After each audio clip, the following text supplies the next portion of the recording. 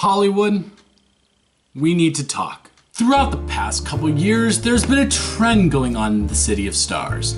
While there are a large majority of big projects that have millions of dollars in existing IP behind them, a specific genre has emerged and shown its face as the most original content producer: horror. Now, that's not to say that there haven't been some stinkers thrown in there, like The Darkness and The Other Side of the Door.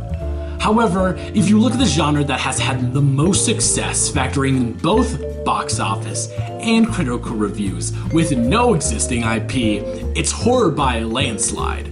The two best examples from the summer, Lights Out and Don't Breathe, made a combined $288.6 million worldwide, with a budget of $14.8. And their Rotten Tomatoes scores averaged out to 83%, which is fantastic for a summer of underperformance. In fact, Don't Breathe is so successful that it is still playing at theaters around me, which means it has had a theatrical run of almost 2 months. Now, the financial success is evident. However, when films are usually this successful, they either have an existing IP behind them, or they're major spectacles that hit sky at the box office and fail with the critics. However, both these films are far from grandeur in any sense of the word. The meat of both films take place in a contained space, a house in both scenarios. The tone is extremely understated, and the focus is put more on the development of characters rather than using them as pilot devices with minimal personality. And it's not just this year that this phenomenon has been occurring. From The Conjuring to The Cabin in the Woods, the 2010s have been filled with innovative and original horror content that has made blockbuster money. And there are no signs of them slowing down, as the new Ouija— Trust me, this is gonna sound weird to me too.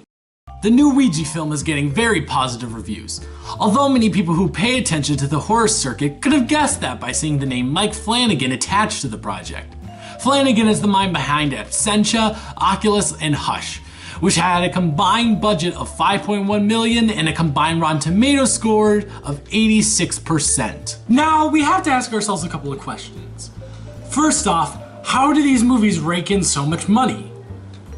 Well, this one is simple. People love to be scared. We get a rush of dopamine released whenever we see a jump scare or a terrifying monster attack, so it's natural to be drawn towards them. Also, couples gravitate towards horror for date nights, for obvious reasons. Now that we got that out of the way, the second question we have to ask ourselves is how this genre specifically has combined effective marketability with actual good filmmaking. And again, this one is relatively simple. Horror movies that are contemporary are just good. As I said previously, the characters are well developed and have their own respective motivations, rather than being simple plot devices. The atmosphere and tension is built in a way that doesn't tell you how to feel, and the cinematography usually has a unique style specific to that film. But why now? Why is it this specific time period that horror movies have become a beacon of light to mainstream moviegoers? Well, in all honesty, they always have been. If you look back as far as the 1990s, you can find inventive and well-made horror that was released to the public. However, the reason that this genre has been zeroed in as a savior recently is because of its competition. If you take the time to think about it, there's a lot of fatigue going on around the community. There's superhero fatigue, which encompasses a lot of the action genre. There's Adam Sandler and Kevin Hart fatigue, or films along those lines, which encompasses a large amount of the comedy genre. But when you look at horror, it's as strong as ever. But why is that? Because you can make anything a horror film. Think about that for a second. There's basically a limitless database for horror movie ideas, and it's called your imagination. Horror is the one genre where you can truly pull an idea out of your butt and make it work. The best example I can think of is The Babadook, one of the best horror films of the decade. It's basically manifesting a character in our minds that we have never heard of before and making it one of the best monsters of all time without practically ever seeing it. What I'm trying to say is that with horror, you can take anything and make it an original idea with limitless potential. In fact, it's so easy, I'm gonna do it right now. A child acquires a magical teddy bear with special healing powers, but it comes from an alternate realm of reality where inanimate objects are given special abilities.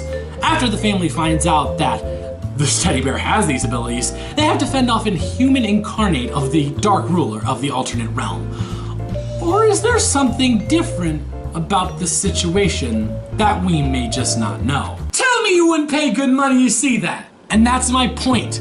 I'm just one guy on the internet, and I just came up with a pretty good idea, in my personal opinion, for a film that could go plenty of different directions. Just imagine what a room of passionate creators could come up with. With that, we come to the last point of our video, which is what can other genres take from this recent horror craze? And again, it's simple. Not everything has to be a franchise. Producers are so invested in picking up the next big franchise that will make buckets and buckets of money for them, that they now only pick up scripts that would result in franchises, not the ones that are actually good. What they fail to realize is that if you produce a good idea, it could inadvertently turn into a franchise. Look at The Conjuring. There was initially no thought of turning it into a franchise. Now I highly doubt we don't see at least a couple more films in the next 5 years. Listen, we know you want to make money. And at this point, superhero films are definitely the best way to do that. But sometimes you just have to take a chance. And with the way this recent trend has been going, I'd say that a horror movie is a pretty good chance to take. Alright guys, that's it for this video. Hope you guys enjoyed my insight on horror and just the state of Hollywood in general, to be honest. If you guys enjoyed the video, why not leave a like? And if you're not already subscribed, you should probably do that. Also, leave a comment in your thoughts about contemporary horror. Or not. Either way is fine with me. So, have a wonderful rest of your day, and don't forget to let your mind run free in your own imaginarium.